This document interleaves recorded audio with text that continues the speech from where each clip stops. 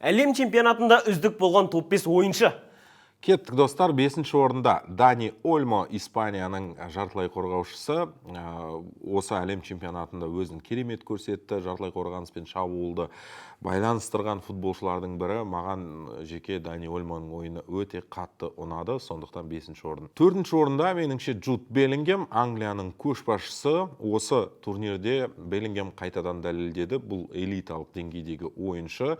Шабуыл шебінде мәселе болған кезде Беллингем қосылады. Қорғаныста мәселе болған кезде Беллингем ойнайды. Жалпы осы келесі әлем чемпионаты болсын, Еуро болсын, Англияның ұлттық құрамасын Беллингемнің айналасында істесе болады.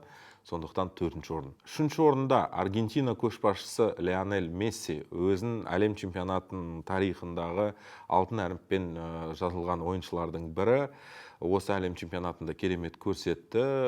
Үздік сұрмергендердің қатарында Лео Месси әрине бұл топқа кіру керек. 2-ші орында Килиан Мбаппе, осы әлем чемпионатының үздік сұрмергені, алтын бутсы иегері, жалпы әлем чемпионаттарының тарихында үздік сұрмерген атанып отыр.